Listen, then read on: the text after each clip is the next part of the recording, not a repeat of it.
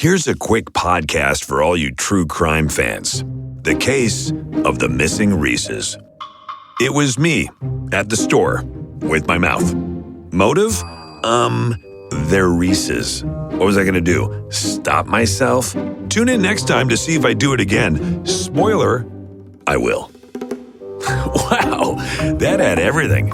Reeses, suspense, Reeses.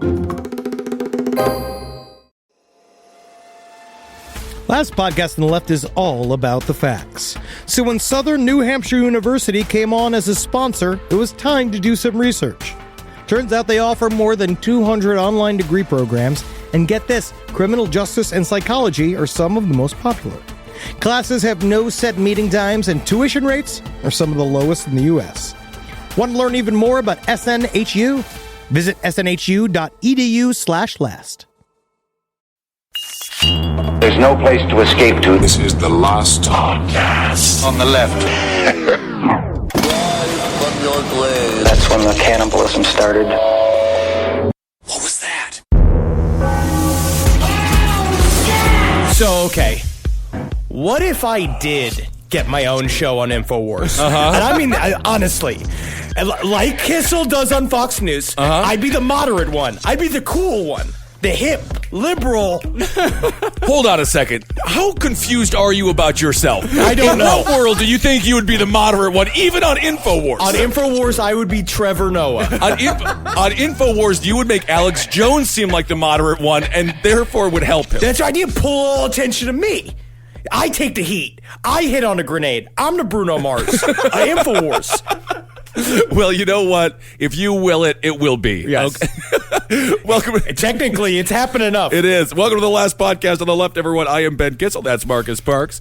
We got H-Bone in Los Angeles. Oh, my God. Today is the day to be reckoned with. I got my official acceptance letter from MUFON. Oh, my God. I am a VIP investigator. Wow. And today we're talking about one of the most controversial and well-documented abduction stories of all time.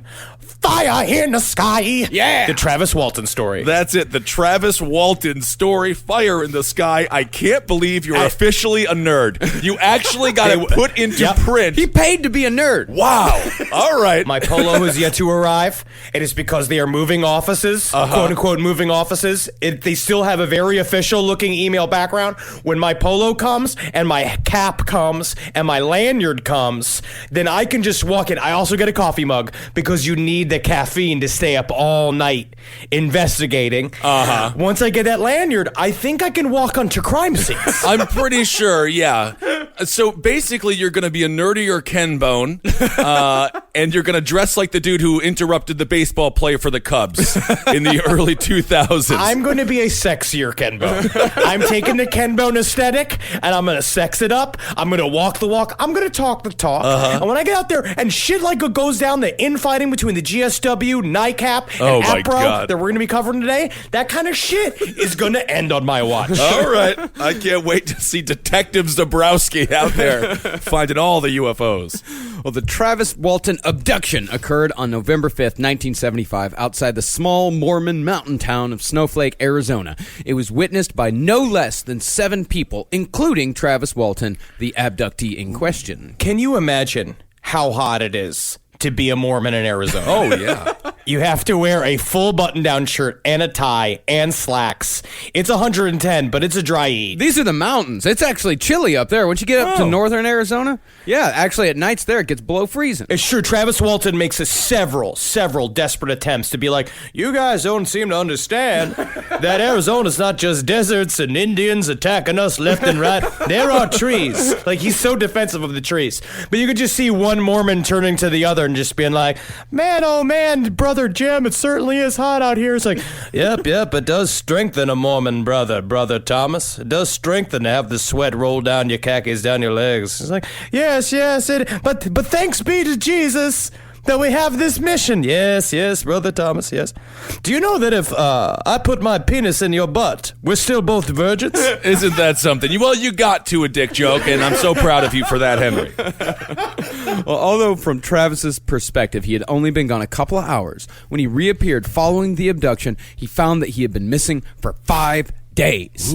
By the time Travis was back in his own home, he found that his story had gone worldwide before he ever said a word about it himself. This abduction has been maligned again and again. It's been attacked. It's been extensively attempted to be debunked, especially by one piece of shit named Philip Classer. We're going to get into, and many different alien groups. You know, like MUFON does stand by Travis Walton. It is a very controversial case, so I beg you to hear us out.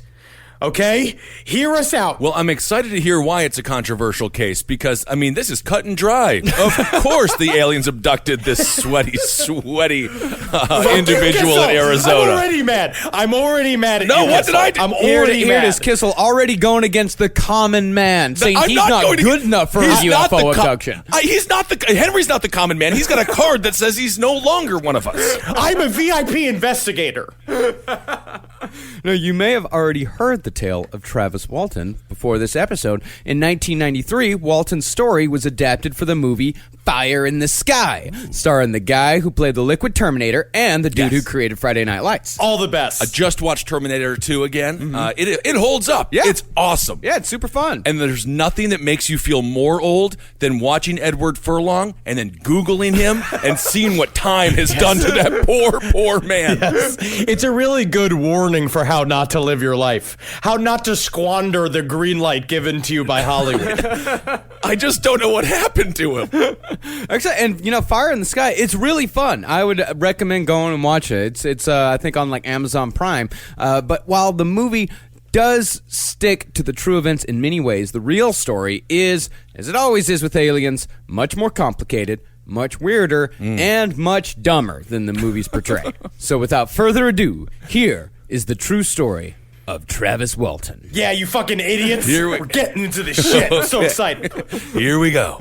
On November 5th, 1975, Travis Walton, his best friend Mike Rogers, and 5 other loggers, Ken Peterson, John Goulet, Stephen Pierce, Alan Dallas, and Dwayne Smith, were on a job near Turkey Springs, Arizona. Now, this is important to remember. This is a logger story, okay? This is not, there's different, right? Because, like, with drifters that we've covered before, drifters are chaotic evil in the D&D alignment world, right? We'll do anything for a buck. But loggers are chaotic good. Yeah. And they will do things the right way. And here is a description that Travis Walton wrote himself of the very nature of the soul of the logger. So you can understand where these people come from, who these people are. Yeah. And why you got to take their word for it, whatever the fuck it is that they say. Because they've seen some shit. I guarantee you, loggers are a trustworthy people. You can't lie. Trees know it. You can't. So this is from the Walton Experience by Travis Walton. The Walton Experience does sound like a prog rock band, but it's kind of fun. For a man out there on the mountain, his battle, in a way, really isn't with the baking sun, chilling winds, steep terrain, thorn bushes, or dangerous equipment. His battle isn't with the rough roads, mud holes, biting insects, or gnarly thickets. The real struggle is with the inner self. Call it fiber, backbone, or grit. True toughness is internal. The ability to keep going when he's hot, thirsty, out of breath, when his hands hurt and his muscles ache, while bark, bugs, pine needles, and sawdust are falling down his shirt to stick in his sweat. The ability to say yes to more of this and no to the beckoning shade tree. Because he knows he ought to. Because that's what he said he'd do. This can help give a man the power to say yes or no in the right instances to just about anything. And to act consistently with what he says. And to confront daily the inflexible realities of a quote-unquote real world that has teeth and bites back with immediate logical consequences regardless of sophistical argument or politically correct rationalization can teach someone else in short supply common sense. Common sense. I feel like that's what he wrote for his Tinder profile and then realized that he only has a limited amount of characters and then just went back to, I'm a logger. I'm a logger. I'm a logger. That is kind of erotica as well. You get the visual of the man sweating and sort of like, you know, all the wood chips going in his hairy chest like bizarre Plinko chips. Yeah, they're super sexy. And Travis Walton and Mike Rogers were way into karate. Oh, look at that. Now, here's what Logan had to do with the UFO abduction. See, Mike had a contract with the Forest Service to clear out some brush, but as he had taken on 2 other jobs at the same time, he was behind schedule. So the crew was working dawn till dusk to try to fulfill the contract in time. It's hard to be a logger. You are always on call. If a tree needs to be felled, call a logger. If a tree needs to be rolled down a hill, call a logger. Brush needs to be slimmed, call a logger. Does your daughter need her virginity cracked wide open? Call a logger. Beavers are the loggers of the animal world. And isn't that fun? Well, I think that beavers actually vaginas got the nickname beavers from loggers fucking them all the time while lonely on the mountain. I'm not sure if that's the case. I am. You are? Oh, yeah. 100% sure about 98. that? I don't know how that term came to be. Wood chipping, I think it's some sort of analogy there. So at around 6 p.m., the 7 men were on their way back to Snowflake when they saw a strange, fire-like yellowish light just above the tree line, but they smelled no smoke and they heard nothing. Their first theory is that they thought it was night hunting for deer, which sounds incredibly dangerous. Yeah. Right? It's spotlight hunting, and you usually do it from a moving truck. Oh. It's pretty fun. We used to go spotlighting or shining, as it was called, but we never shot any of the deer. We just look at them. Now, as the men got closer, they saw that the light was emanating from a golden UFO hanging in the air. Your classic 2-pie flying saucer. 2-pie. That's a 2-pie? 2-pie tins on top of each other. Oh. Now, Mike Rogers stopped the truck and turned off the key, and the 7 men stared as the craft didn't move an inch, projecting a soft blue light directly below. By Travis Walton's reckoning, the saucer was 15 to 20 feet wide and 8 to 10 feet thick. And then, for reasons that will become clear later, Travis decided he absolutely had to have a closer look. The only one with the grit. Henry, you know a lot about The toughness. Yeah, you know about the aliens. What is it about the sort of the working class people that the aliens are drawn to? Their eyes have been opened by their treatment by the government, by the treatment of smug, quote-unquote, liberal, or what he puts in here, metropolitan society, how they view the logger. I see. Okay. Yeah, the working man has a third eye open just a little bit wider than your, say, Wall Street type. We're not going to get into their diet here, but yeah. Kiss all. Travis opened the passenger side door and walked toward the saucer, much to the protest of the other 6 men who were now yelling at Mike to get the fuck back in the truck so they could get the hell out of there. But the truth is that Travis Walton, he says that I've now watched several speeches of his, and each one he says, he's been like, I was out there, yes, I'm an impetuous sort. I've been known to jump onto a jet ski or even take a trapeze lesson if the circus ever came to town, which never did. But I was out there. I was obviously yucking it up for my crew members. He says he was doing it as a lark, because he always will do that, because he collected old cars. Oh, that is kind of fun.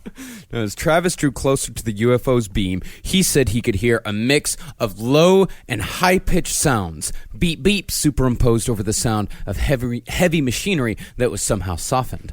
Wait, what does that sound like? Beep, beep. Beep. Beep, beep. Beep.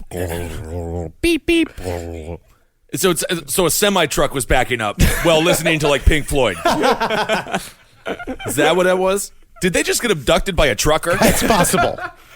They just all got abducted by David Parker Ray, yeah. Oh, no. Yeah. Oh, God, I hate the Toy Box Killer. Oh, It really does bring a new meaning to the term logger. Yeah. You know what I mean? And when Travis was directly underneath the UFO's beam, the sound got louder as if huge turbines were spooling up. The craft then moved for the first time, wobbling from side to side. And at this point, Travis realized he was screwing around with something he probably shouldn't have been and figured it was a good idea to back up a bit. But before he could get out from under the glow, the light suddenly changed from blue to a blue-green. And then what he said is that his first instinct was that he saw a log next to, like, that was sticking up right underneath the UFO, and he jumped behind it because that's a logger's first line of defense. Use the trees. Yeah. Interesting. Second line of defense, you piss on your enemy. Yeah. That's a very big thing, is that if you really want to make sure you're safe in any sort of hand-to-hand combat, you take off your pants and you just start pissing. Wow, VIP. MUFON VIP advice. It's that kind of advice that he got with that card. An unbelievable amount of knowledge that you've learned, that you've earned over these hard years of research. You're welcome. But you would think it's ironic that he used the tree to protect him, because these are they're massacres. They're the Goebbels of the tree world. These people are murdering trees. Ben, his log does not judge. No, and guess what? That log didn't judge him? No, that judge knows, because trees know that time is a circle, right? Like in the True Detective. Yes. Flat circles. And then also, they were not just felling trees. They were thinning the brush. What they were doing is they take all the dead saplings that nature would normally take hundreds of years of, and speeding up the process of cleaning out all the dead and diseased trees to give more room for feeding of bears, for sexing of bears. I see. To put in new animals in there, toucans, rabbits, that stuff like that. I love toucans.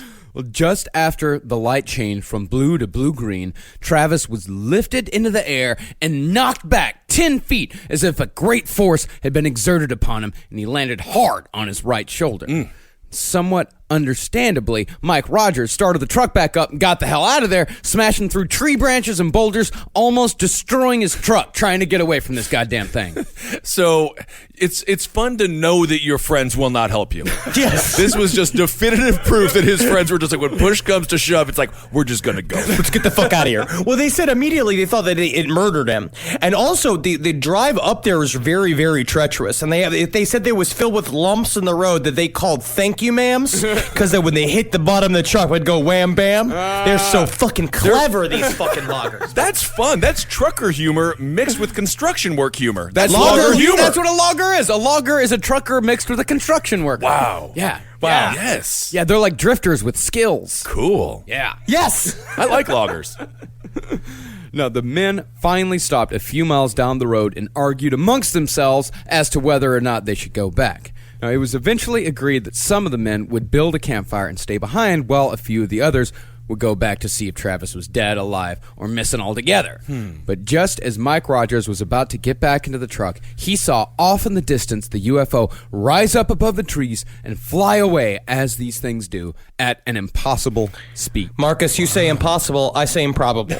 That's it. VIP expert. VIP investigator Henry Zabrowski, open to challenges. Everything is a challenge. Everything is a puzzle to be solved. How much did you pay for your official nerd card?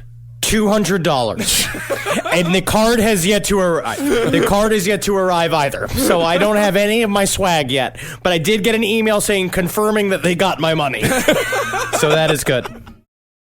This podcast is brought to you by Squarespace. Squarespace is an all-in-one website platform that helps you stand out online. Yes, that's right. You don't have to smash your face with a hammer. You can just start a business. It's got everything you need on Squarespace, from securing your domain to building a professional site and showcasing your work all in one place. Let's say you want to show everybody how you can carve your ribs out of your lower abdomen so that you look more like a Ken doll. That's amazing. You can bring your vision to life with AI-powered design or curated templates, plus flexible editing tools that helps you create something that truly reflects your style, especially if you are somebody that is trying to corrupt the young men of America. That's what Squarespace is really going to help you. Squarespace makes it easy. It makes it easy for you to put all that together, and you just go to Squarespace and do it all.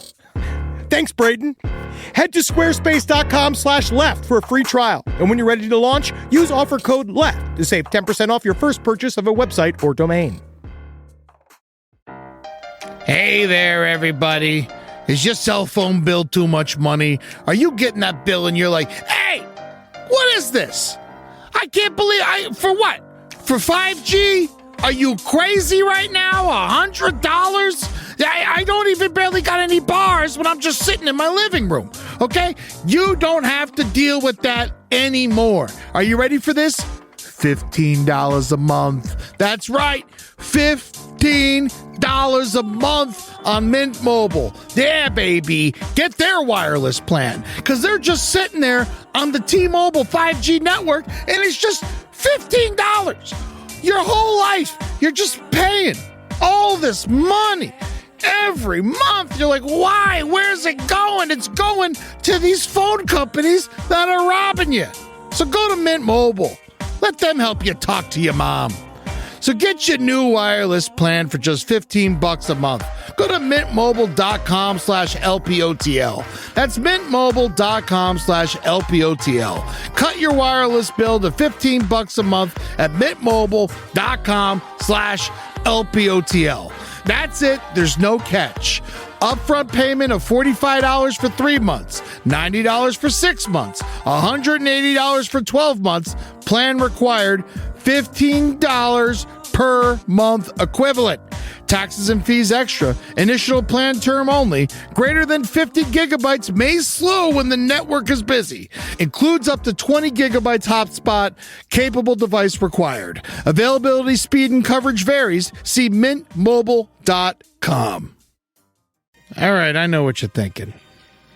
I like to go banking, but I don't want to give to these big old banks all the time that cater to the 1%. Well, go ahead and get yourself hooked up with Chime. It's banking built for you, not just those rich jerks. And they got thousands of fee-free ATMs because why pay to get your own money? Chime is working for you, man. You get your Chime card, you're going to get travel perks, you're going to get into airport lounges, you're going to get those chicken thighs. You know, every time I go to an airport lounge, I get chicken thighs. And you know what I say whenever I see a plate of chicken thighs? Give me more.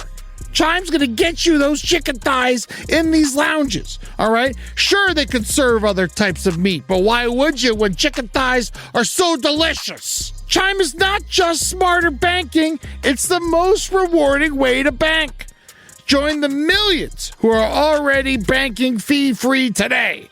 Head to chime.com/left. That's chime.com/left. It only takes a few minutes to sign up. Chime is a fintech, not a bank. Banking services for Chime Card provided by Chime's bank partners. Optional products and services may have fees or charges. Stated cashback for Chime Prime only. No minimum balance required. Checking account ranking based on JD Power Survey published October 20th, 2025. For more information on travel perks, go to chime.com/disclosures. Now that the craft was gone, all of them agreed to go back together. But when they arrived back at the site, they found no trace of Travis Walton. They drove back to civilization and called the police at about 7:30, an hour and a half after the alleged incident. You also remember, these are also like the progeny of Mormons, a lot of these guys. So it's something like, man, what a tough day logging. Better have some cool iced tea. Yes. Oh, no, Brother Jim. No, absolutely not. That has caffeine in it. God damn it. I guess we could do that non-virginating sex thing again. Yes, that does relieve the tension, doesn't it, Brother Jim? Well, being Mormon actually gives them a lot more credibility, though. Yeah. They're definitely sober. They're honest people. The Mormons don't lie. Well, not all of them were Mormon. We'll see later on. Some of them? Sober. Some of them were Mormon. They're Mormon stock. I see. Yeah. Now, did they call the sheriff department, and was it the sheriff's last day? Did he say he was too old for this shit? Is it possible that happened? Because I would like to see that storyline as well. Like, God damn it. Hey, you're one day from retirement. No. Well, Deputy Sheriff Chuck Ellison met the boys in a shopping center parking lot and found all of them visibly upset, with a couple of them even having tears in their eyes. And Ellison said about their behavior that they were awfully good at it. And I know for a fact that they are not, because I saw their fall season rendition of Pippin. It was uninspired. Oh, Pippin. Well, Ellison called up his superior officer, who gathered up a small crew to search the site, but they found nothing. Police then informed Travis's mother, a stoic mountain woman, who acted calm when she heard the news. A little too calm, according to some. Really? Mm-hmm.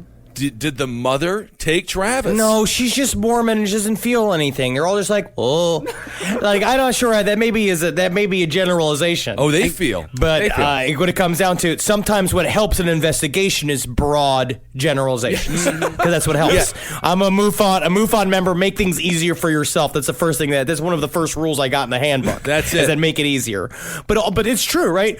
But you have these 5 guys, these 6 guys. You're kind of used to being like local yucksters. But they show up and they're very, very upset. So at first, of course, they're freaking out because Ellison's watching these guys come and say we saw a UFO, and he's trying to sort of like let the line out because we're going to find out he's slowly but he's trying to build a case. And actually, now that I think about it, I remember we did a great show in Salt Lake City, had a wonderful time, and Mormons are drunk as hell. Well, so I completely take back what I said regarding their sobriety because we were there over. It was like it was the Final Four weekend for NCAA basketball. It was St. Patrick's Day. Yep. And then there was also Comic-Con. Yeah. It was the drunkest place I have been in a long time. And they were very emotional, but like unstable emotional. I didn't mess with them. They were messing with me, though. They were a big guy. Big guy. Big guy. Now, of course, the news of the abduction spread like wildfire. Within 2 days, the Travis Walton story had been picked up worldwide, and UFO investigators descended upon Snowflake, Arizona in the dozens. Because when they showed back, well, because we didn't even say that, right? Because they did go back to the site, and he wasn't there. And then they went back with Ellison to go look at him again. They went to go look, and he wasn't there. So they had no clue where he went. Right. They know the UFO left, and so they're just sitting there. But of course, now it makes them look very guilty as a group of 6 loggers. All right, but we're in the early 90s here, right? No, this is 1975. 1975. The movie was in the early 90s. We don't have the internet. We don't have anything. We barely have. We're still in the Pony Express days. How did it get? I don't know. I don't know about time very well. But how did it get so far? How did the story spread so quickly? Well, it's one of those things where it goes on the local news and it gets picked up by the AP wire. It goes on the AP wire, and then they start picking it up in Australia. They start picking it up in Japan. I mean, everybody. People around the world knew about this story. Did Dan Rather cover it? I don't think Dan Rather covered it, no. Okay. I tell you what, Dan Rather would not. But you see there are so many. That's a good joke. Bang! Pow. That is a good joke. But wham bam. Wham bam.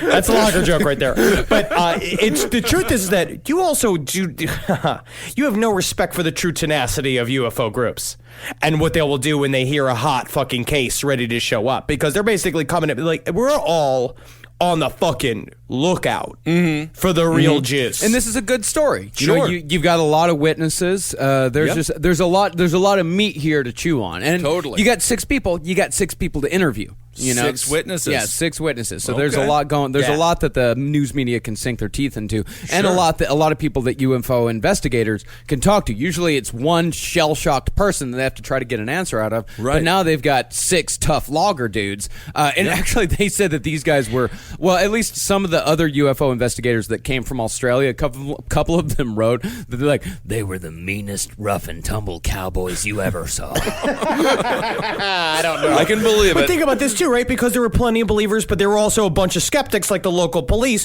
because immediately they're treating this whole thing like a missing persons case, as they should have, which Marcus notes here. They definitely should have, but a part of that is true, right? So now you have, that's even juicier. You've got a UFO story that could be masking a murder case. Yeah. Right. Yeah. So there is just one lucky buffet in Snowflake, Arizona that is just about to close up their doors until they see dozens of nerds coming through, and they're like, honey, put the pork roast back in the oven. We're staying in business for another month. Honey, hide the dice from our favorite board games. They're going to be role-playing. So this whole town is just overrun now with UFO people out of nowhere. Yeah, absolutely. Well, the local police's working theory was that one or all of the 6 men had murdered Travis Walton, either on purpose or by accident, and had concocted the UFO story to explain away the disappearance. When Travis hadn't showed back up by Monday, all 6 of the loggers were subjected to a polygraph test, the first of dozens to be had over the course of this story. That is a thing that I will break with the UFO community on. I do not think that polygraph tests are the be-all, end-all of like, that's a truth, now it's a lie. Yes. It's all just the dumb. They just love these things because they just think it's just like, but it's called a lie detector test. No, they go even further. See, it detects lies. They go even further than they're like, actually, it's not a lie detector. Lie detector is the popular nomenclature. The preferred nomenclature is polygraph test. It does not actually detect lies. It detects reactions to questions which can then be interpreted as truth or falsehood. Shut up, Terry. My goodness. Yes, the polygraph test is, we haven't really gotten that much more evolved than when we were hanging witches in Salem. That's basically, the polygraph test is totally useless, basically. Well, the loggers were asked, among other things, if they had caused serious physical injury to Travis, if his body was buried or hidden somewhere around Turkey Springs, and if they had actually seen a UFO. They answered no to the first two questions and yes to the third. 5 out of the 6 men passed the test, with the 6th coming out inconclusive because the guy, Alan Dallas, was a shifty drifter who just didn't like being asked questions. Don't ask him questions. Here's the thing, drifters can't be trusted. Loggers are like the Bookhouse Boys from Twin Peaks. They are a brotherhood of good men that do good deeds under the shadow of night. Drifter amongst a logger is like a dwarf amongst an elf. They're different races. They need different space. I see. Okay.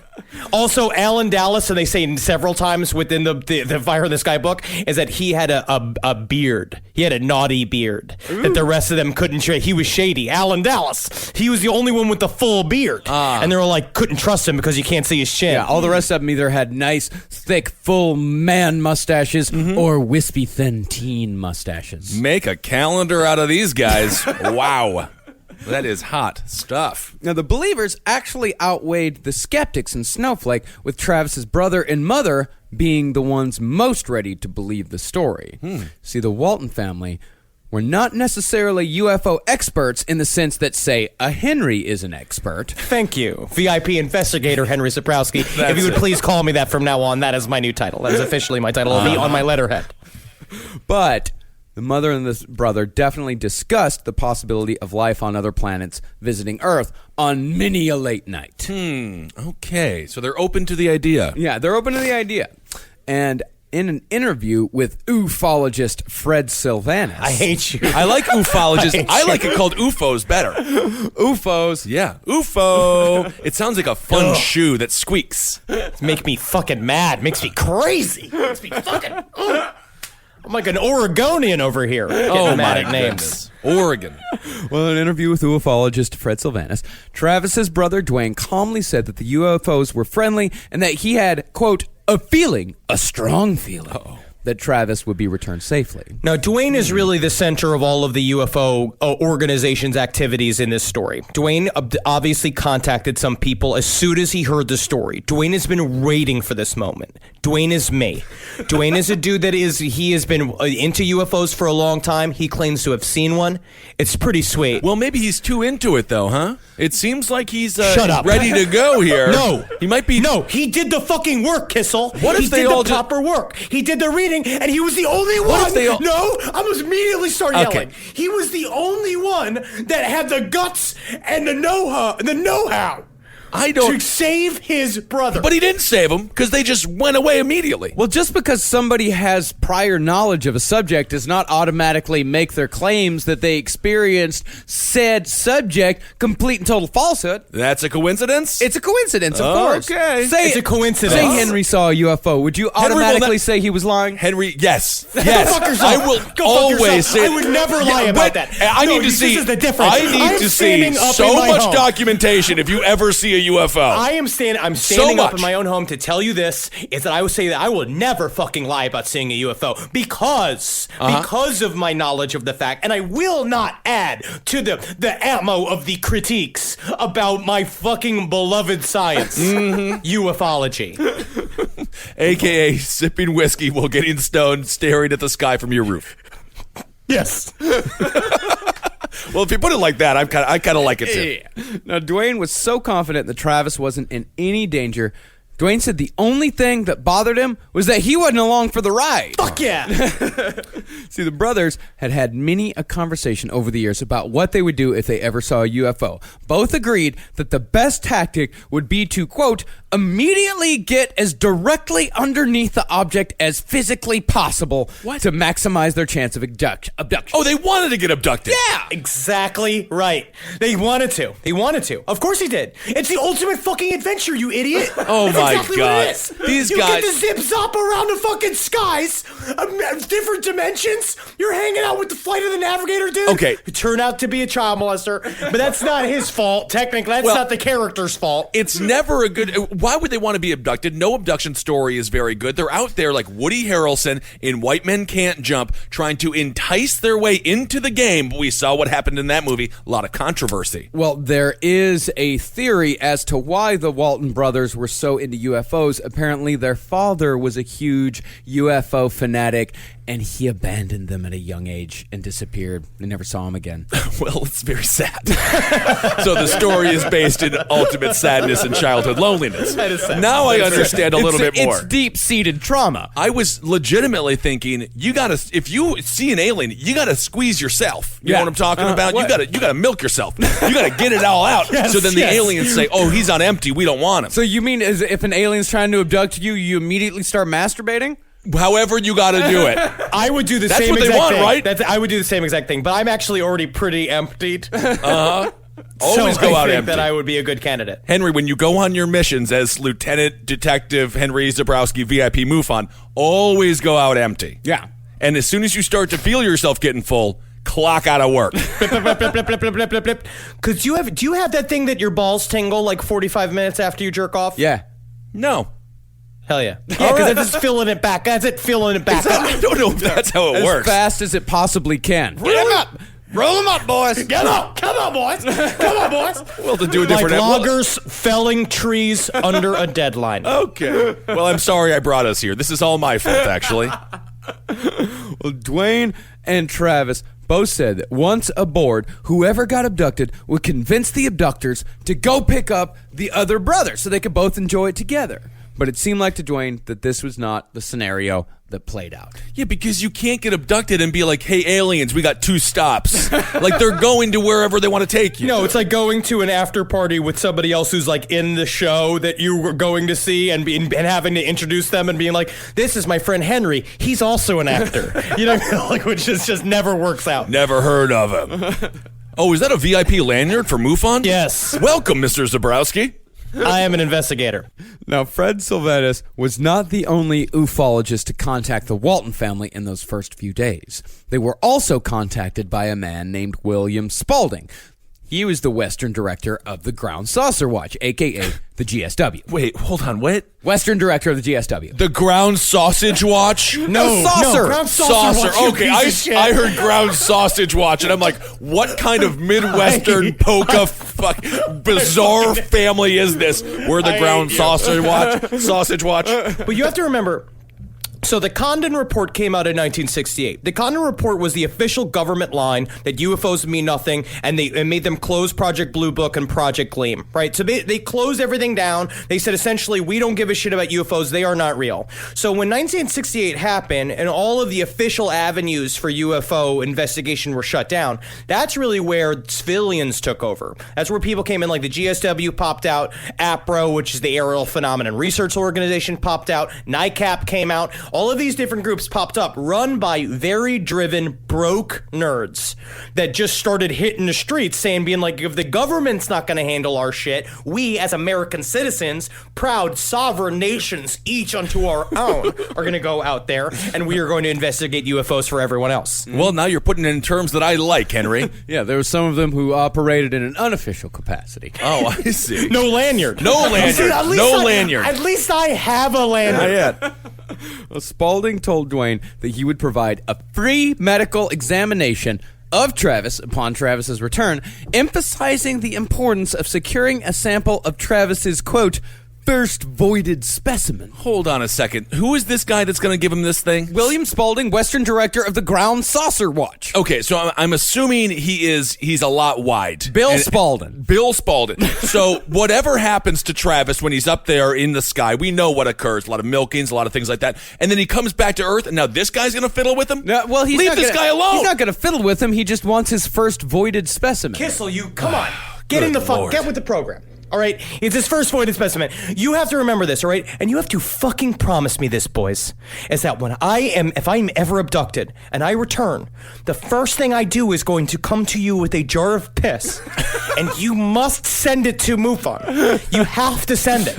because that is your duty as my friend, as my fucking. You are my emergency reach out. I'll tell you what, Ben. When it happens, we'll flip for it. We'll flip for it. That's fine. We'll look for all the weird marks on Henry's body, and most of them, I'm sure Henry will just be like, "That was there before the abduction." No, that was there before the abduction as well. Be like, "Just what's wrong with you?" And then we diagnose him with stage 4 cancer.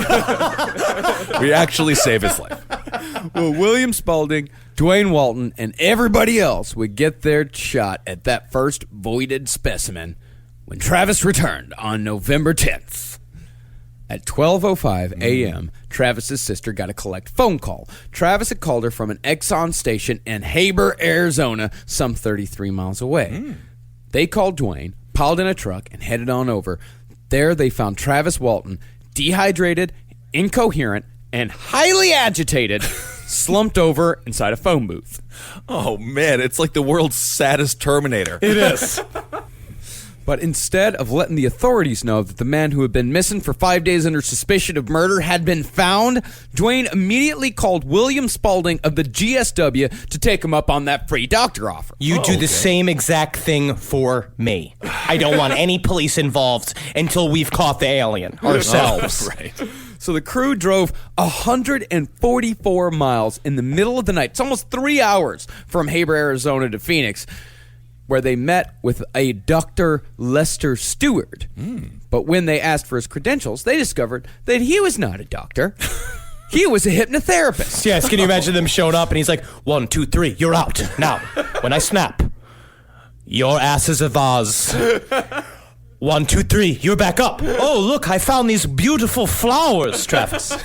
But this guy markets himself as a doctor. Oh, absolutely. Well, the GSW told them that, like, we have a doctor that will examine you. But I'm pretty sure what it was, the GSW was one of the poor fucks. They were one of the super poor organizations. And the only person they could find who might have had some sort of medical experience was a hypnotherapist they knew named Lester. Okay. He was a medic in the army. Oh, okay. That's what he came out. He said he was a medic in the army, and he got the name. He got the doctor title by just printing it on a piece of paper and putting it up on his wall. Yeah. So, but he was not a doctor. Oh, he was okay. not a doctor. So 45 minutes later, the Waltons had already headed on back to Snowflake. They weren't going to let the hypnotherapist poke around Travis. But to the GSW's credit, before Travis left, that first voided specimen was indeed sampled and analyzed. What is the specimen? Piss!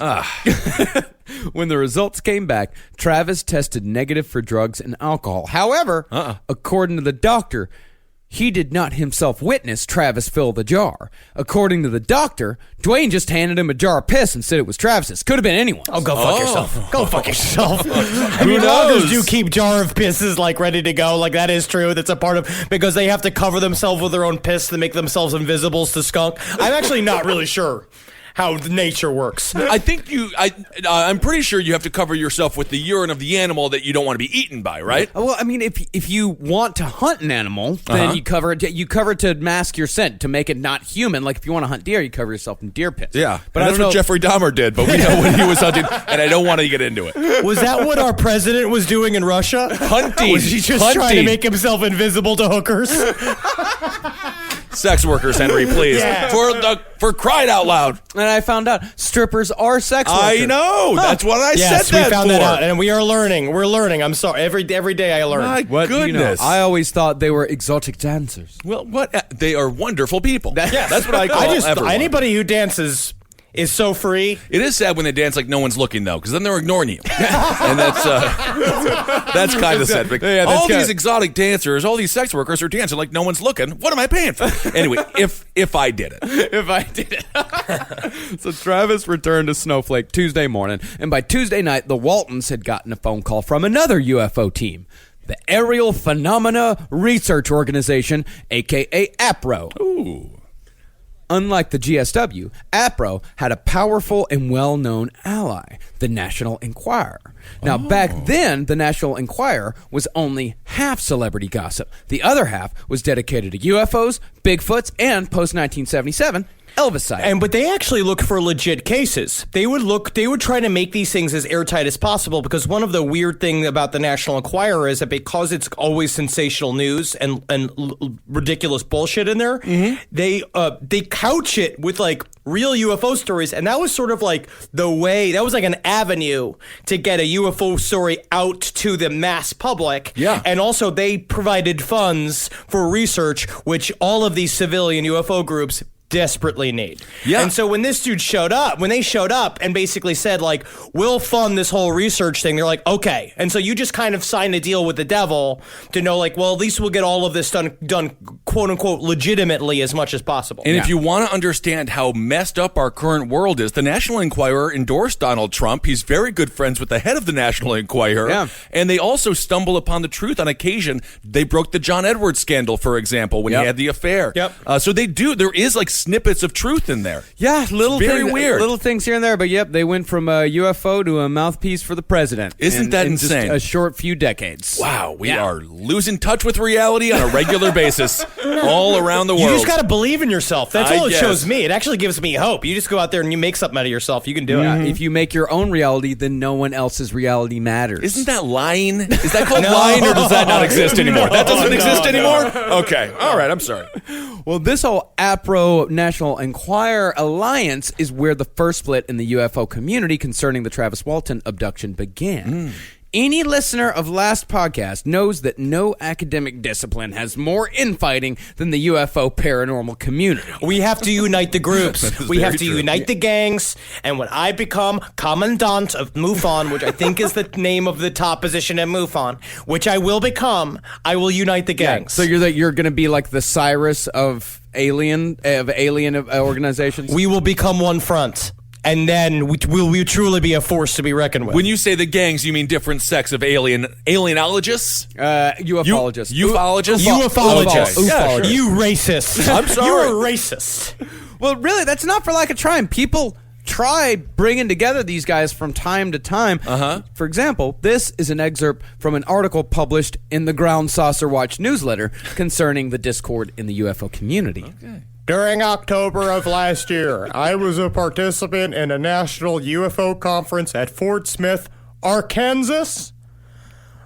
The theme of the meeting was United for Objectivity. In all fairness to Bill Pitts, the organizer of this broad undertaking, it was a monumental achievement, bringing together all the major civilian organizations' leaders in one building at one time. We left Fort Smith with mixed but good feelings. Unfortunately, no high-level resolutions were established, nor were any serious objectives planned for the future. On the plus side, I felt the petty ill feelings existing between the organizations was settled, and now some constructive teamwork could have been accomplished in the 70s. That's great. Meanwhile, there's one guy dressed like Worf, just completely confused on what the convention was all about, thinking it was more of a cosplay event. This is 1975. It's long before Worf. I know. He would be Spock. Yeah, you are inaccurate. It doesn't matter. It does matter. It does. Ben, these are alien episodes. Alien episodes are required to be factually accurate if we are ever to be taken seriously. You cannot have an anachronism in this episode, Ben. But no, the entire because all critics, they're looking for their spot. They're looking for the hole in the armor. And you fucking pieces of shit, as soon as we get a chink in the armor, they come for us, man. And I'm ready for it. This is like the mafia. I just feel like the whole thing, I'm not going to get into it. But alas, 3 weeks after that meeting in Fort Smith, Arkansas, Travis Walton was abducted and the fragile peace collapsed. Insurance isn't one size fits all. That's why drivers have trusted Progressive's Name Your Price tool for years. Just tell Progressive what you want to pay, and they'll show you coverage options that fit your budget. Visit Progressive.com to find a car insurance rate that works for you. Progressive Casualty Insurance Company and Affiliates. Price and coverage match limited by state law. This is a paid ad by BetterHelp. You know, stigma shows up in a lot of different places. I know I had to explain to my handyman about the devil imagery in my home. I had to explain that in our home, El Diablo es bueno. And he reluctantly agreed. I think largely just because he was in my home and he was scared. But over time, he began to see, the devil can be my amigo. See, even in 2026, stigma can get in the way of a lot of things, right? My handyman almost didn't put up my floating media cabinet. Right? You gotta get support for your mental health. Maybe you've encouraged friends to consider therapy while avoiding taking the first step yourself because you're busy, worried what others will think, or telling yourself you should handle it alone. No, you need a team. Get therapy with BetterHelp, the world's largest online therapy platform. Give me a space to slow down and talk through what's building before it feels unmanageable. So let's take a short questionnaire to identify your needs and preferences, and BetterHelp will handle the initial therapist matching work for you. Their industry-leading match rate means BetterHelp typically gets it right the first time. Feel confident knowing BetterHelp therapists work according to a strict code of ethics and are fully qualified. So don't let hesitation hold you back. Find support with BetterHelp. Sign up and get 10% off at betterhelp.com/lastpod. That's betterhelp.com/lastpod. It's obvious we love true crime, but it does make us feel a little paranoid about what's out there, as it should. And that's why it's so important to get a home security system that gives you peace of mind. With SimpliSafe, you can stop crimes before they even start using their AI-powered cameras to identify threats on your property and alert US-based live agents to take action. Like arriving in a helicopter in the night, coming down from the helicopter, zipping down and breaking through the windows with their big axes, and going through the house, ripping through the walls, finding the criminals. It's easy to do. SimpliSafe has been a game changer for us. And the best part, there's no long-term contract. We've used it since the very early days of SimpliSafe here at LPN, and it keeps us safe, doesn't it? It keeps all of our thoughts inside the building. Then there's the ones we let out because they have to go out because that's a part of it. But SimpliSafe keeps the other thoughts safe. And for that, we say thank you, SimpliSafe. And we want you to experience the same peace of mind as we, which is why we've partnered with SimpliSafe to offer an exclusive discount to all of our listeners. Right now, you can get 50% off your new system by visiting simplysafe.com/LPOTL. That's half off at simplysafe.com/LPOTL. There's no safe like SimpliSafe.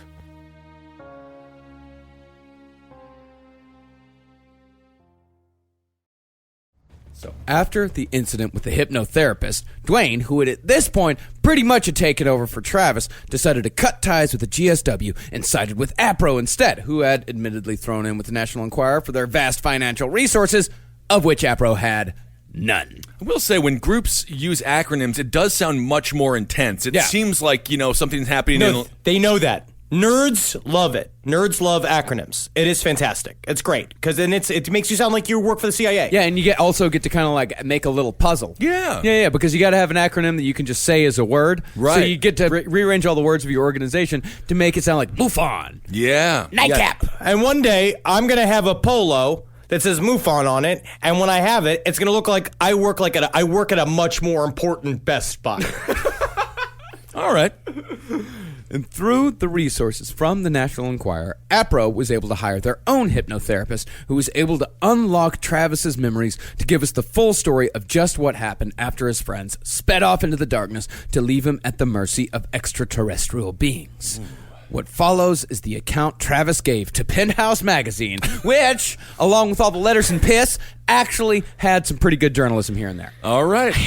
Unfortunate. The really good condensed version of his abduction was in Penthouse Magazine, but I do back up this complete account because I have listened to, and I swear to God, I've listened to 7 different Travis Walton speeches. I'm talking over 12 hours of Travis Walton I've listened to over the last week, and he hits all these exactly. He has the story down. Yeah. So, okay. I back this up. Now, the moment the beam hit Travis, he blacked out. He didn't even remember hitting the ground. For a time, he faded in and out of consciousness. But the only thing he remembered from that period was a light a few feet above and intense pain in his head and chest. And when he woke up fully, he was lying on a table and noticed that the room he was in was hot and humid, the air so wet he could hardly breathe. And loggers thrive in that because their chest hairs loggers' chest hair can actually bring in moisture like a plant. Makes sense. Then Travis heard movement. As his eyes adjusted, Travis saw that he was in the presence of 3 alien creatures. They were a little under 5 feet tall, with large, bald, domed heads. Their eyes were gigantic and, surprisingly, brown. With no eyelashes and no eyebrows. And when they blinked, the lids slid down and rolled back up again like pull-down window shades. Ooh. Oh, you don't gotta tell me. And their skin was white and marshmallowy. That was his words. That is Travis Walton's words. Marshmallowy? Yeah, marshmallowy. Take a little bite out of them. Their mouths, ears, and noses were tiny, but Travis does admit they may have been normal-sized features on a huge head, making him look tiny, like Haley Joel Osment. Yeah, he's got like he's got a boy's face on a big fat alcoholic's head. Right. He's kind of like it's like Paul Giamatti if he had alopecia. They're very intense looking. Yeah. The drawings of them, they're very, obviously very otherworldly. We're going to see a lot of different variations in the idea of grays. He said that they did look like robots. That's another thing he described, that they moved very strangely and they were very soft. Interesting. You're also describing, if she shaved her head, Sarah Huckabee Sanders. Yes. Just that tiny little face, and there's so much stuff around. Yeah, she's got a tiny face. Very strange. Yeah, very strange indeed. Now, Travis, understandably, freaked out once he realized aliens were standing over him, so he lashed out and hit the creatures to his right, who he said was surprisingly light, and fell into the next one, knocking them both over. The way it seems like, it's like, if you ever wanted to look at like a 85-year-old woman and know you could just like snap her arms by pulling on her wrists. Yeah. Like you could just grab an old woman and like push her down real hard and it'd be really easy. It was like that. I don't know. Yeah. I really don't do that. Yeah, you never thought about that?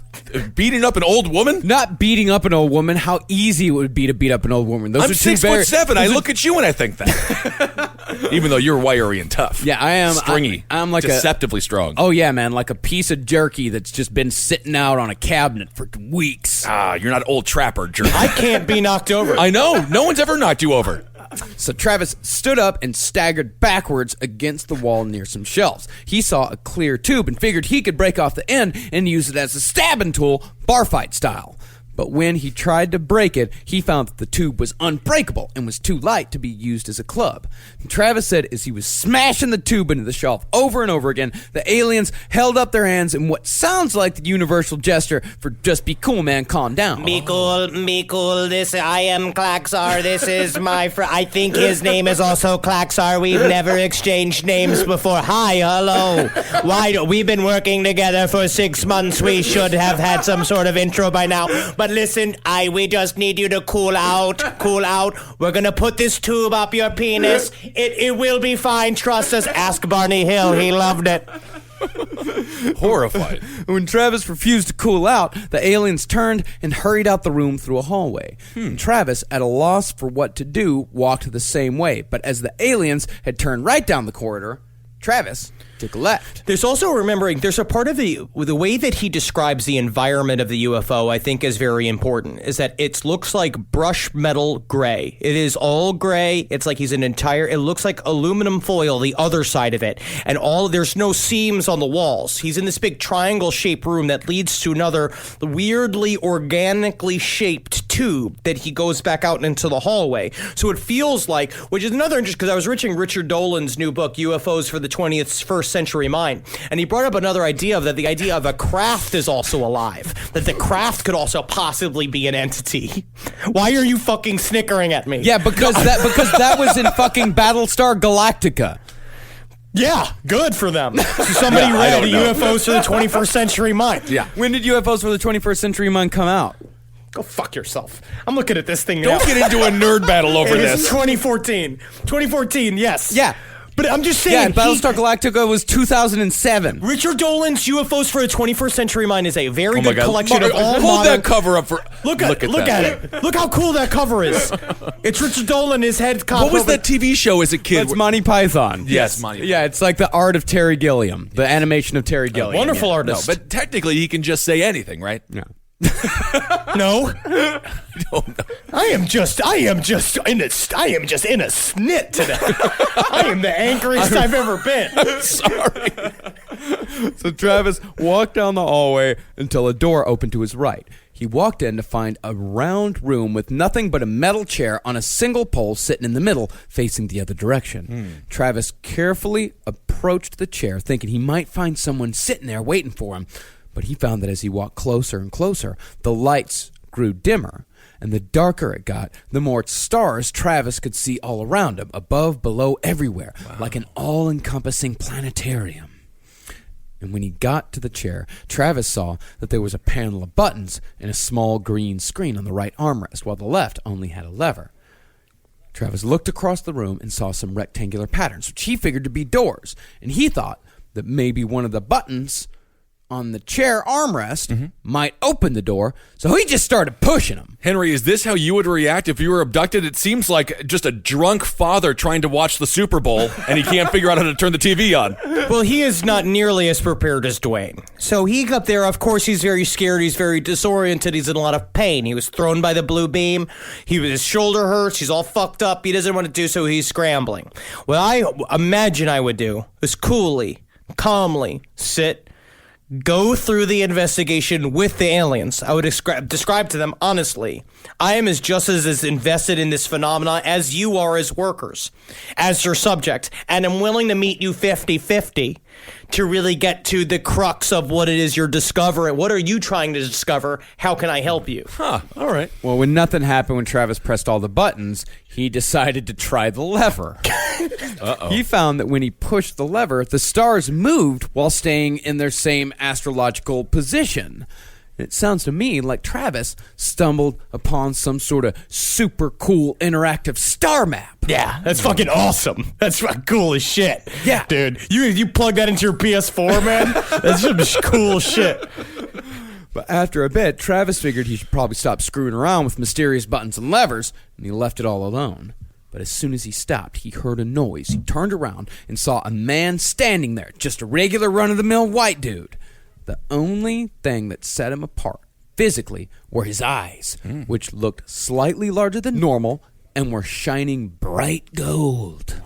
Like Shia LaBeouf. Yes. Travis said the guy was about 6 foot, well-built, and wore a tight blue jumpsuit with a clear bubble helmet. Travis started yelling and screaming, but the stranger gave no answer. He just smiled. Oh.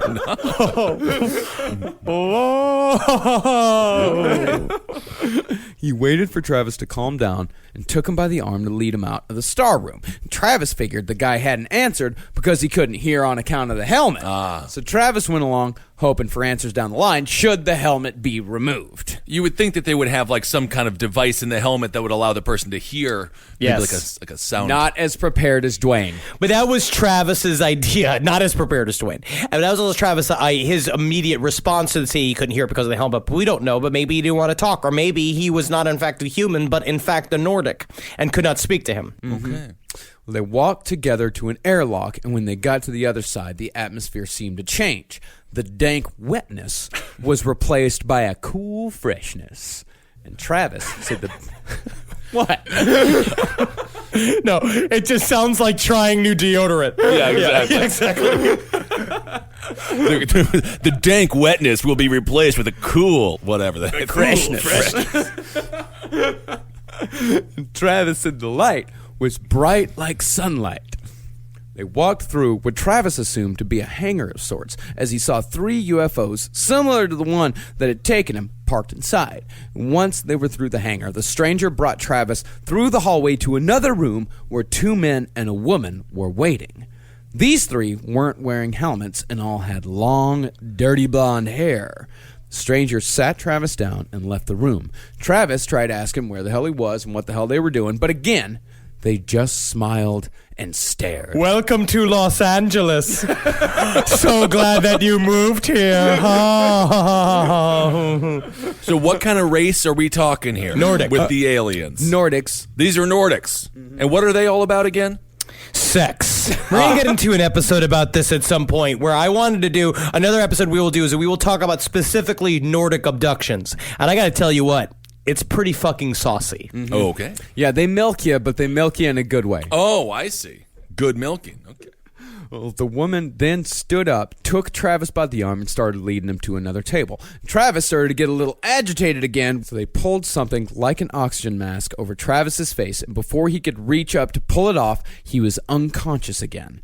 And the next thing he knew, he was standing next to the highway outside Haber, Arizona, watching one of the craft he'd seen in the hangar hovering above him. A light went out as if a hatch was closing, and the UFO shot straight up into the air without a sound. And out of the 5 days that he'd been missing, Travis claims this was the only chunk of time he remembered. And what he said was that all told, when he talked to the hypnotherapist afterwards, it seemed like it's really just, he remembers about 20 minutes of that time period. So 5 days total, though, huh? Yeah, 5 days he was gone. Yikes. So after Travis returned safe and sound in Snowflake, the battle for the truth began, with APRO and the National Enquirer on one side, and the GSW and an old fuddy-duddy dickhead named Philip Klass on the other. I fucking hate Philip Klass. I hate him so much. I hate him. What's wrong with Philip Klass? Classic wet blanket.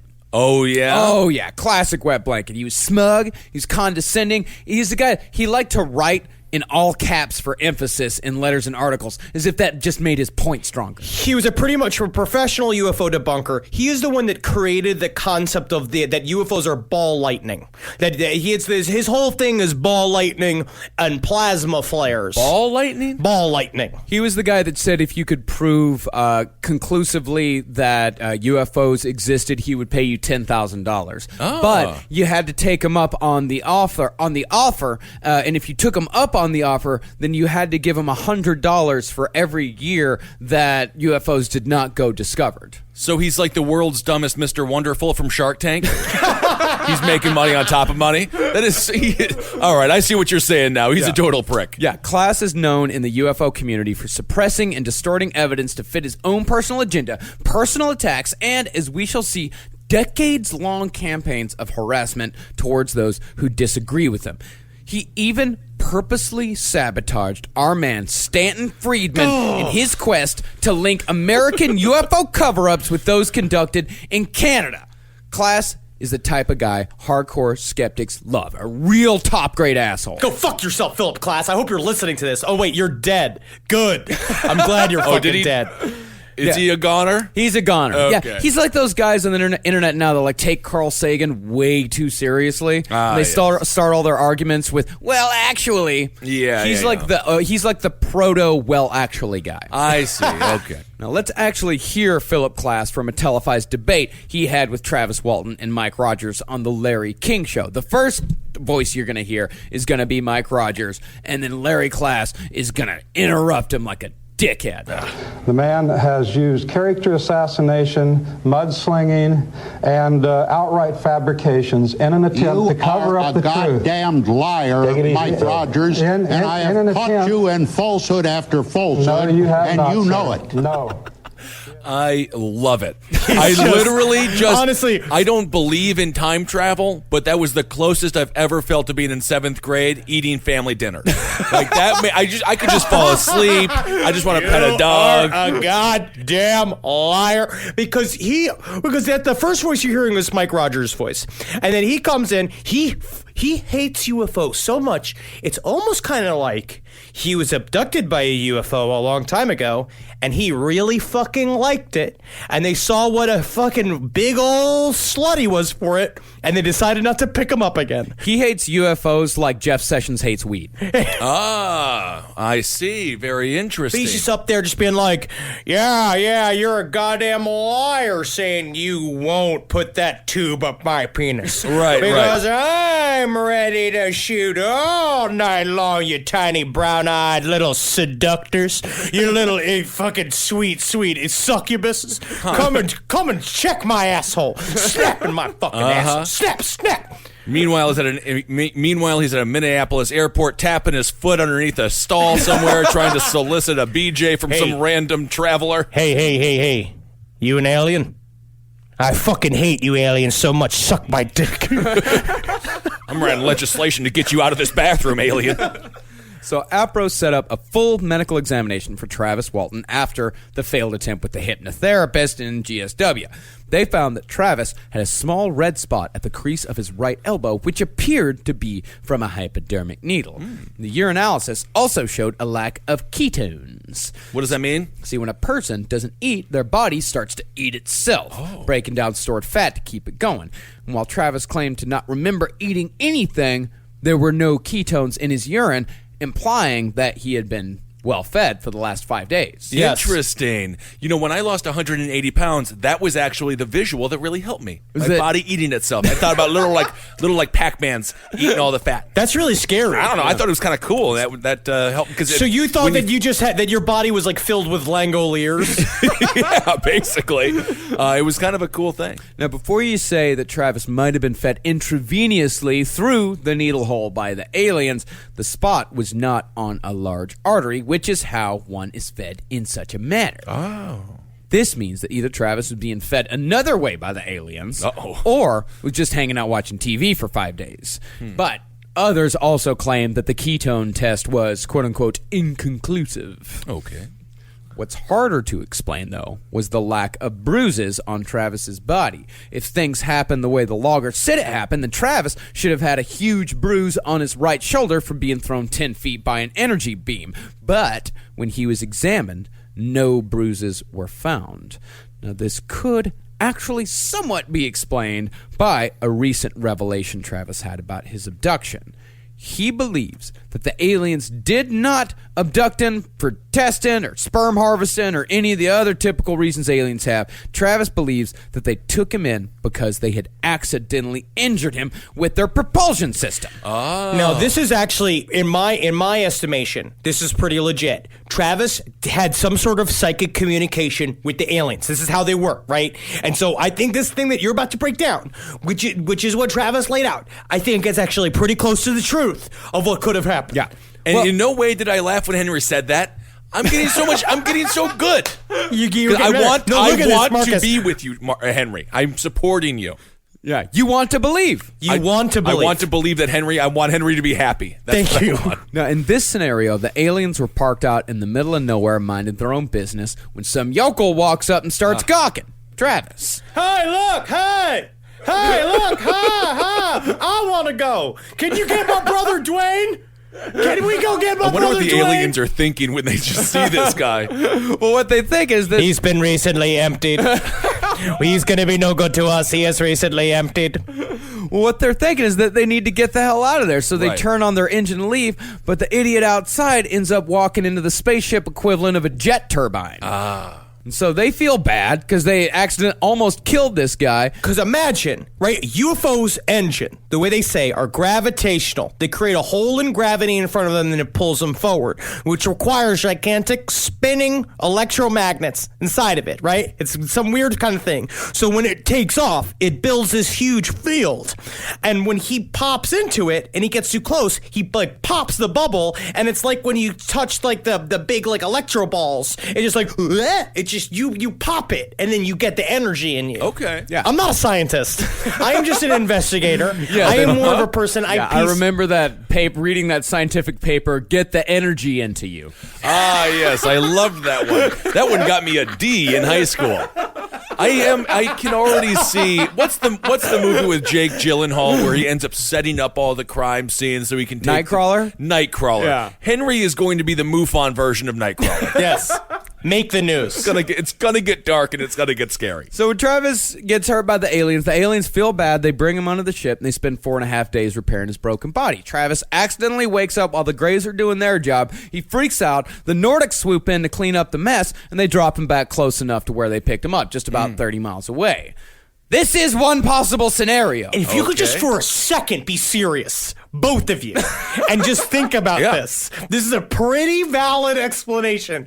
I hear the judgment. No, I feel it. It's a good story. Everywhere I go. It's a very good story. So yeah, no, it makes sense. The aliens abducted a logger. And then they messed it up because he woke up because they didn't do enough anesthesia, which happens to people. It happens. And then Greys came and they cleaned up the mess. The Nordics came and cleaned up the mess. Oh, of course, yeah. and then they just dropped him off, just kind of 30 miles outside of town. Yeah, no, that's beyond reasonable. So after the medical examination, APRO set up a polygraph test for Travis. This first test was conducted by John McCarthy of the Arizona Polygraph Laboratory. McCarthy is the same breed as Philip Klass. Both came into the story as biased non-believers, and both are big fans of ad hominem attacks, meaning they attack the person. They don't attack the argument. But what I honestly don't understand the character traits in someone. Why even get into the UFO phenomenon if you don't want to have a good time with it? It's called being a fucking blogger. It's called being someone that does the same shit. It's literally like you hate it so much that you want to be up in it because you're desperate to believe. These are the saddest of all, because all they ever wanted to do, they had their hearts broken when they found out Santa Claus wasn't real a long time ago. Sorry, kids. But you went out there, it's like they were so disappointed that the Easter Bunny wasn't fucking their mom. I don't know what they thought it was, that now they're the psychiatrist from the movie The Santa Claus. Oh. Yeah, it's what is that saying? It's like inside every cynic is a wounded optimist. I say, get over yourself. I never heard that saying before. You like it? I love it. I love it. That'll happen. That'll happen. That's very interesting. My parents never let me know that Santa Claus was ever real, but they always told me Santa Claus was fake. But Jesus, very real. Very real. Well, during questioning, McCarthy discovered that Travis had smoked weed a few times. And sure, he'd done a little speed and maybe dropped acid a time or two. But for fuck's sake, this is 1975. Yeah, he's a logger. Yeah, these aren't exactly rare occurrences. But that didn't stop Klass from bringing it up again and again throughout the years. Every single time he talked about this case, he always was like, well, he was a known drug user in the past. Oh, Have you ever seen anything like that while on acid or on mushrooms? No. Have you ever seen a full apparition once? I've done it dozens of times. I did mushrooms. I wanted to see this kind of shit. I mean, I went at once I had a very intense trip once where I saw I broke away and I saw a weird ass alien spirit guy that was in the shape of the dude from Big Lebowski, and I saw these 3D planes of information, but I was also closing my eyes and allowing my mind to drift. I didn't just see it. Yeah, I once rode a roller coaster out of hell into space. Really? Yeah. But my eyes were closed. Yeah. I've never. Well, what Philip Klass hypothesizes is the puncture wound was from Travis Walton injecting a mixture of acid and angel dust. Wow. What are you even talking about? I don't even know if that's a combo. Is that a drug combo? I Googled it. It wasn't really a drug combo because that sounds like that's how you murder your mother. I think technically it's called a silver dollar pancake. Uh-oh. And you can get it in certain parts of Nebraska. Not a tree in sight. Well, right after Klass brought up the occasional drug use, he'd also bring up another youthful indiscretion that Travis had taken part in as a teenager. He and a friend had apparently stolen and forged some payroll checks for a little bit of quick cash. They were 16. They were stupid kids. Again, not great, but not the worst thing in the world either. I don't think that makes you make up a story about alien abductions. No, absolutely not. Maybe I wouldn't trust the guy if he was running a car dealership, perhaps, or being a plastic surgeon. But being a logger, that is all you need to be a logger. Is a little bit of a logger. risk. Yeah, he's a logger. He's a little bit of a risk taker. He loves old cars and karate. He understands what he has to do. He understands what he's needed. He just needs to be his own moral compass. Absolutely. Ben, between the ages of 12 and 18, how many felonies did you commit? None. I never got arrested. I will say we had a lot of cigarettes in my high school. And I will also say we did not pay for a lot of cigarettes. And a lot of beer. So after discovering the weed and the theft, McCarthy decided to turn the screws on Travis a little. He asked Travis if he had quote-unquote colluded with anyone else to cook up this whole story. And when Travis had to admit he didn't know what the word colluded meant, McCarthy aggressively said that colluding meant conspiring with others, just had Travis had colluded to forge payroll checks. They're getting Robert Mueller on the case. This is going to be huge. It's huge. Yeah, it isn't a UFO case until somebody mentions the word colluded. Collusion. Collusion is big, like what Eisenhower did. And at the end of it all, McCarthy concluded that Travis was lying, saying that Travis had periodically tried to hold his breath in an effort to, quote-unquote, beat the machine. According to APRO, Travis's agitated state from being abducted by a UFO, along with the aggressive nature of McCarthy's questioning, rendered the test meaningless. Well, that was all the thing. McCarthy included his judgments in the cover letter of the test results, which is what a polygraph tester is not supposed to do. You're supposed to just kind of be like super neutral and be like, okay, here you go. These are my recordings, and someone else is supposed to analyze them. And he did this whole like smearing him. He hated UFOs. I see. He put some bias in it, huh? Mm-hmm. Yeah, and the results, which were paid for by the National Enquirer, were not released. And many debunkers claim that this suppression is direct evidence that Travis and the other 6 men were lying all along. This is despite them passing every polygraph test they took from then on up till present day. But whether any of these tests mean anything at all depends on how much credence you give polygraph tests. None. Polygraph, I mean, they're no longer used in a court of law. Can you imagine how many people are currently imprisoned who are innocent because of a polygraph test? But that's for a different show. It is. We will talk about that. It is.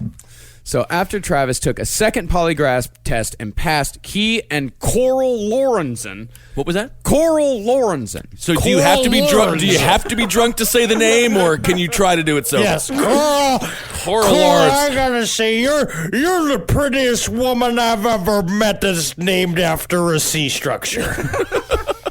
Coral Lorenzen. She was the co-founder of APRO with her husband. Okay. They decided that it was time to start doing interviews. Travis's first interview was with KOOL, Cool TV, on the show Face the State, hosted by Jim Ryerson and Chuck Diamond. Face the State also sounds like a death penalty show, where you just line up and you're just... It does. There's a lot of death Welcome penalties. to Face the State. Today, it's like a version of the movie Running Man. Yeah. Face the State.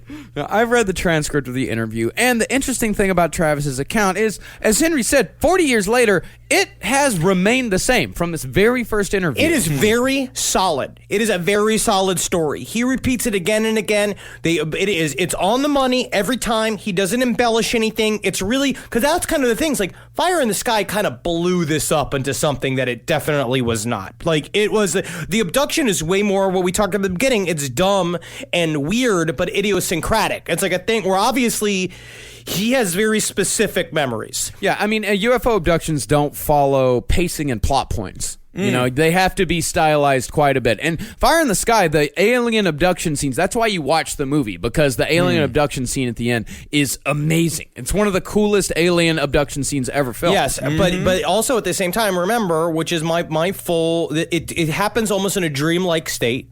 I do again believe that we create 50% of the phenomenon. There's like, we're meeting these entities halfway with creating the way that we play, the way that they are sort of like allowed to come into the world and interact with us. Well, you know, none of the 7 men have... I did not laugh again. Thank you. No problem. Well, none of the 7 men have ever changed their story or altered it in any way since they came out of the woods that night. This is what Tracy Torme, writer of the Fire in the Sky screenplay, had to say about the group, because she interviewed all of these guys. Outside of Rogers and Walton, the other guys were extremely unimaginative, semi-literate, yet their stories hung together perfectly in minute detail more than 10 years later, even when I tried to trick them by saying things that were a little off. But that did not stop the debunkers, specifically Philip Klass. Well, really, her argument was that his argument. Tracy Torme is a man. And the son of Mel Torme. No kidding. Velvet Fog. I love Mel Torme. Yeah, also wrote a bunch of Star Trek Next Generation episodes, a lot of Battlestar Galactica episodes. No kidding. Yeah. Tracy Torme, a force in science fiction. So, but one of the main arguments is they're too dumb to lie. Yes. Some of them. Yeah. Okay. Yeah. But that didn't stop the debunkers, specifically Philip Klass. His campaign against Travis Walton began in an article he wrote in the newsletter for the National Investigators Committee on Aerial Phenomena, a.k.a. NICAP. He actually laid out a pretty good argument even though almost half of it was written in all caps like he was screaming at the reader. But some readers didn't agree with Class, and this will give you an idea of how these people speak to each other. I would like to see a book written in all italics, just so I know the author's a little insecure. Ooh. Now, this reader, named Donald L. Klein, wrote a rebuttal to the newsletter, issuing a 3-page point-by-point takedown of Class's assertions. Now, this is how he ended the letter, and this is 100% real. I submit. Philip J. Class disproves himself every time he publishes the results of one of his quote-unquote investigations. It has been said before by one more illustrious than I, and it shall no doubt be said again as long as Class continues to publish.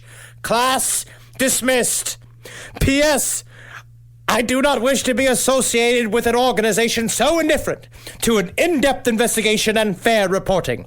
Please consider my resignation as a member of NICAP as being effective immediately. I love it. I can see the kids going and down the alligator run as this guy sits sipping a pina colada in an inflatable pool, just wearing fun short shorts that have like Garfield on them.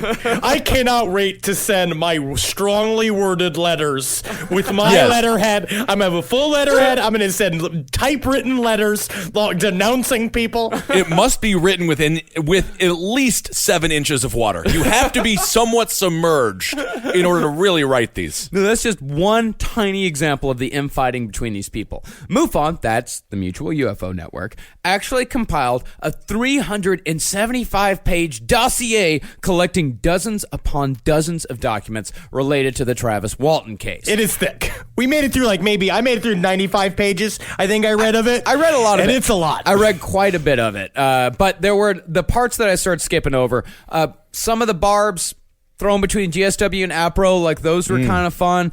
But the vast majority of the letters that I skimmed are between Class and Mike Rogers, the best friend who was driving the truck that night and kind of became the spokesperson after Dwayne kind of lost interest a little bit. See, Mike was acting as the point man for all this, for what came to be known as, quote, the 9 test subjects, which was the name the 7 dudes and a couple of people from APRO gave themselves. For years, and I mean years, Class berated these guys, writing letters, making phone calls, tracking them down, even after they moved and did not leave forwarding addresses. He came to their homes, all trying to get them to recant their story. And this is the telling right here. This next bit about offering Steve Pierce, the youngest witness, who also took much umbrage with the fact that Travis Walton always described him as crying when the police came. Yeah. He was 16. He was young. He was scared. It's emotional, yeah. Yeah, this guy, Class, he offered Stephen Pierce $10,000 to go back on what he said.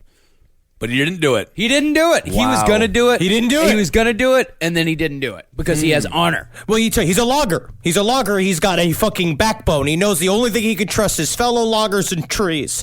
And if you break that trust between another logger, you can't go back. Squirrels will attack you if you know that you've been ousted by a logger. Because actually that is what Mike actually said to him was that if you do this, you're out. Uh-oh. He said the terms "you're out," which is sad. We have here a piece of an interview from Stephen Pierce. This is 2015. Stephen Pierce never came out and spoke out loud about this. Travis Walton and Mike Rogers were doing this on their own. The other buddies kind of split, and they were like, well, we don't want to be involved with all of the UFO bullshit and UFO conference stuff. But he came out and finally did an interview in 2015. Yeah. Okay. Yeah, and it wasn't just harassment from Class that did these guys in. Check out this interview. I didn't leave Arizona because of Philip Class. I didn't leave Texas because of Philip Glass. I left those places I left Arizona because I was tired of being harassed by everybody. I can't sleep at night. I stress all the time. I'm scared of the woods. I cannot sleep in the woods by myself.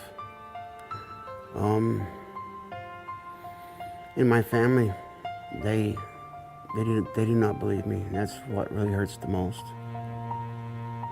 My ex-wife used to tell me not to tell nobody because they thought I was nuts. You don't be going to somebody's house and telling them the story because it's embarrassing. They think you're nuts. I don't even believe she really believed the story. But why was he sleeping in the woods alone? Because he's camping. That's not an unreasonable thing. Of course you can't sleep. That's not a reasonable thing for a logger to do. Oh yeah, that's true. Okay, yeah. in the or logging any bit, sort of woodsy man sleeping in the woods alone. Yeah. He looks trustworthy. I will say he has a trustworthy face. What does this guy get out of after all these years coming back and talking about this shit? They're not making money. I think that's a big thing that they all say that, like, oh, these guys make so much money. You know, like, they get all these books. It's like, book deals, it's like the advance is not that much money. The money goes away fast. Then you have, like, especially because the book it's not like Communion, right? The book is out of print. I had to pay $45 to get the Walton experience. Like, that is not, and that money's not going to him. It's going to used bookstores. The movie only made so much money. The money goes. This guy is just kind of sad. It was very sad. I don't know. Yeah. And this guy wasn't the only one. Another one of the guys, Ken Peterson, he was so scarred by the event in the aftermath, he actually left the Mormon church. He gave up his religion and moved to Mexico. And these guys weren't the only ones involved. Over the years, they brought in a whole new cast of characters. And one of them was this guy named Cleve Baxter, who was supposed to administer a new polygraph test at class's request. Cleve is an underappreciated name. I never heard the name Cleve before, but I do kind of like it. But Cleve was Mike's guy, and class rejected him because he found out Cleve claimed that his polygraph test proved that plants have feelings and can tell when they're loved. They can. And you know, when you mow the grass, that's actually that smell. It's not good. It's them crying. Yes. So you shouldn't mow your grass. You have to mow your grass. I understand, but it is grass is feeling that too. You do have to mow your grass. Sacrifices must be made. The eggs have to be cracked to make omelets. Omelets have to be eaten by people getting breakfast. Yeah. So Cleve is telling these guys they got to take a new polygraph test. Mike comes back, hey, I got Cleve. Class says this guy's no good, and Mike says, fuck you, we're not using anybody else. And so class says, never mind, and nothing was ever resolved between these guys. Oh. And fucking in class, he was still writing about this story 20 years later. They need each other, though, and you get the feeling they really should just be friends. Yeah. Yeah, but yes. No, the fucking class has no true friends. I see. Yeah, class is like what? He's Mr. Wilson. Yeah. They Mr. don't have Wilson? They don't have friends. They just have ex-wives. Oh, and children playing around the yard that are mischievous. What I will say is, so most of the time you read about all of these guys have ex-wives. No, they're all alone, except for Travis Walton. Travis Walton's still with his wife, Dana, and they were very madly in love. As a matter of fact, they bumped up from girlfriend to wife after the event. Really? Yeah. And Travis Walton married Mike Rogers' sister. Bam! Look at that. And that's one of the things that's like super sad about Fire in the Sky. The epilogue to the movie, you know, every time they do a true story, there's always an epilogue. Yeah. The only thing they say about Mike Rogers is like, he got divorced. That's then they said, yes, Travis Walton got married. Look at that. And that's it. Well, at least it wasn't the same woman involved in both scenarios. Especially since it was one of their sisters. Oh, yeah. Well, that's a good Hell yeah. That's called a logger. A logger's right. A logger has the right to fuck your sister, but you have to marry them.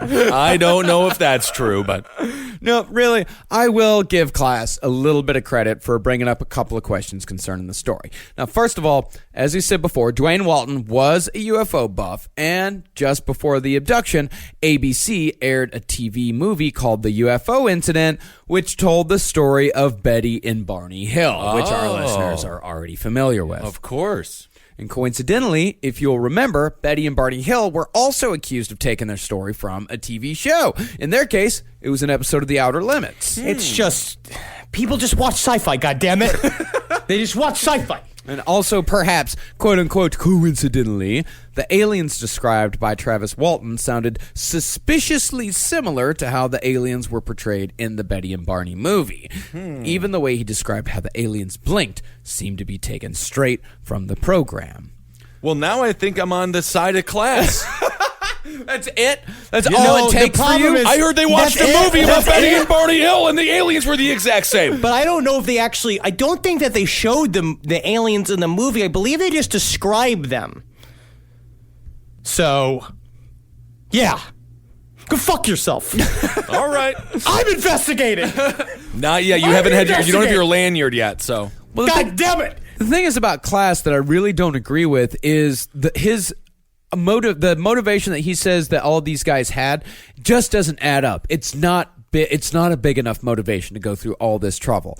Class's big sticking point is log related. Of course, they're loggers. Now, Class's contention was that the entire story was concocted so Mike Rogers could weasel out of the logging contract he and his men were working on during the abduction. That was the whole motivation. They're weaseling out of contracts. Beginning to end. Yeah, but they were basically saying, but he would not have gotten the money anyway. It's not that much money.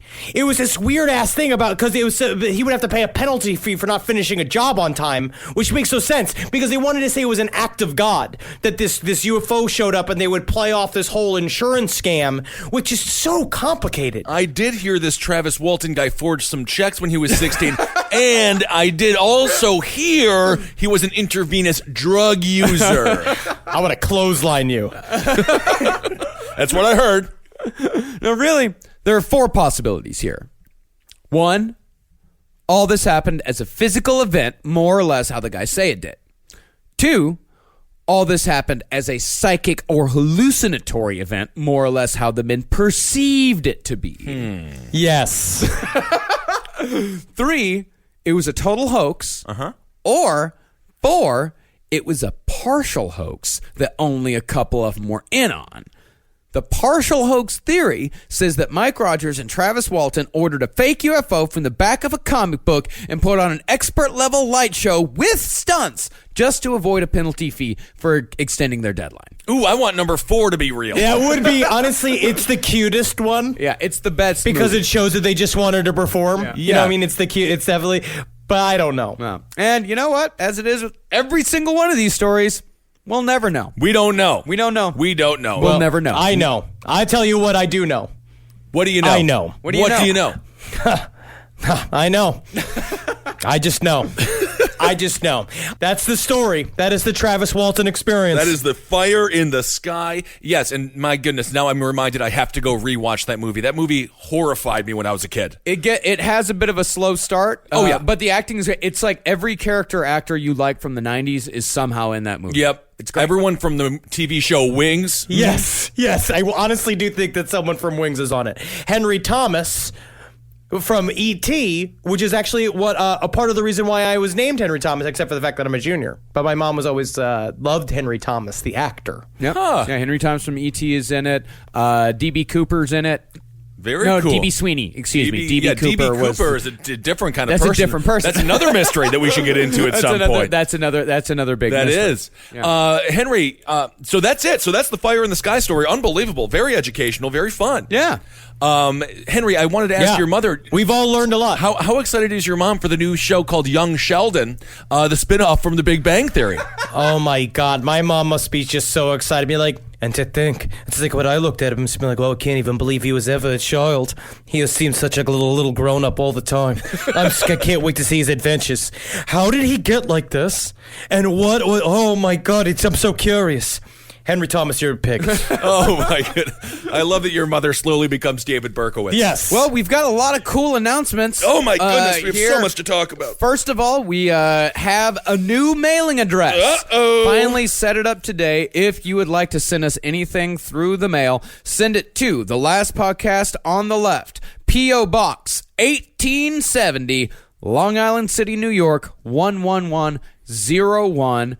And we'll go and pick it up. We'll pick it up. Yeah, we'll pick it up. Yeah, we've been without getting our apologies to everybody who got the stuff they sent to us returned. But you can send it out to us now, and we can get it. And we can't wait to see all the wonderful gifts. You guys are the fucking best. All the awesome things you guys make us. That's one of my favorite things about this show is just to see the creativity of our listeners. I love it. It's fucking great. I cannot wait to get the knives that dude with the dude with the dead man's eyes in Nashville. Yeah. Can't wait to get those knives. Yeah, I want his knives. Awesome. And also, we are proud to announce the LastPodcastNetwork.com. It's official, ladies and gentlemen. Yeah. It is the LastPodcastNetwork.com. You can go watch all the shows that you've loved from the past. Listen.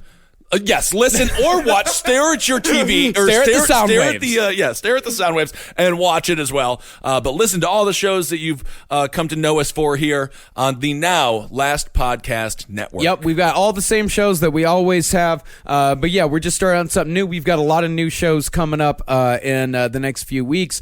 We've got a new show from Roundtable favorites Reed Failer and Andrew Short. We've got a Spanish language Latin American horror podcast called Escuela Sangre. Yes. And if you It's speak, gonna be sweet. If you say, I have no idea what they're saying, but you know, if you speak Spanish, it's there. I'm going to listen to it just so when I go to Mexico, everyone knows to be terrified of me because the only stories I'll have are ones about murder. Yeah, this has been a very big effort for us. This is what we've been working on for the last couple months. We're shifting everything over to Last Podcast Network. We got a new website, lastpodcastnetwork.com. I think it's going to be fun for all your sundries. Yeah, that's it. And we were number 4 on comedy on iTunes. So go to iTunes. Let's get to number 1. We've gotten to number 2, but these huge corporations come in and they basically buy it. Yeah. So let's get to number 1, everyone. Thank you all so much for your support. And Last Podcast Network, Abling its top half for everything political. Roundtable of Gentlemen feels like you're having some beers with your friends. Wizard and the Bruiser, if you want to listen to Holden, and a lot of people do. Page 7, Sex and Other Human Activities, movie Sign with the Mads. Yep. Let's see. And we got a couple of other shows that we're working on and developing that we're really excited to talk about in the future. Hell yeah, man. We got some real cool shit in development. I do a big ass plug on Dumb People Town for Feral Audio. I'm on that episode this week. I think it's gonna be a lot of fun. Follow us on Twitter. I'm at Henry Loves You, at Marcus Parks, at Ben Kissel. Follow us on Instagram at Dr. Fantasty, at Marcus Parks, and Ben Kissel, the number 1.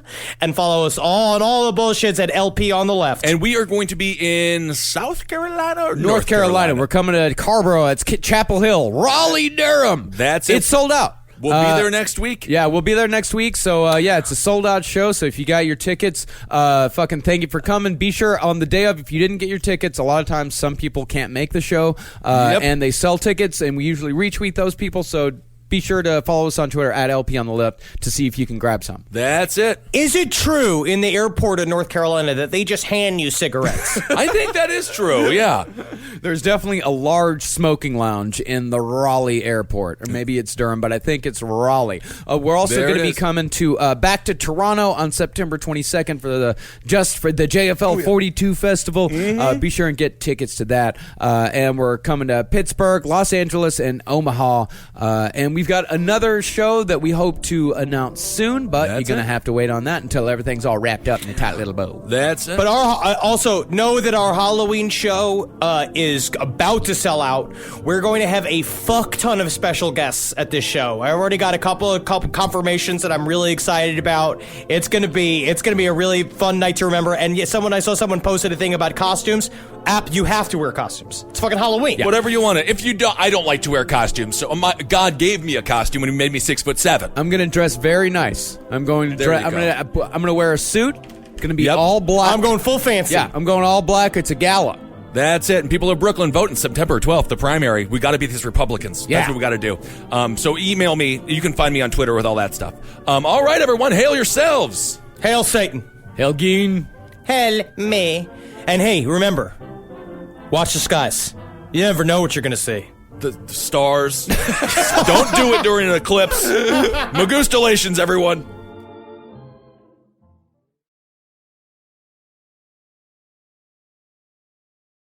What would you do if you could get more? More dinner parties with friends. More gear for your garage band. More places to discover. What would you do if you could get more at Shell this summer with the Phil Lucky Sweepstakes? Stop by Shell, scan the QR code at the pump, and enter for a chance to win $100,000 or free fuel for a year. No purchase necessary. Ends 11:59 p.m. Central Time, August 28th. Open to U.S. DC residents 21 plus. Visit shell.us/Phil-Lucky for rules and entry details. Still waiting in line? Again? That's time you'll never get back. Save time and money with Stamps.com. Over 4 million businesses have skipped the line with Stamps.com. Join them to save up to 90% off carrier rates from your computer or phone right now. Print postage for certified mail, registered mail, and packages in seconds. Then schedule a pickup right from your home or office. For a limited time, go to Stamps.com and use code PODCAST for a free welcome gift. Taxes and fees apply.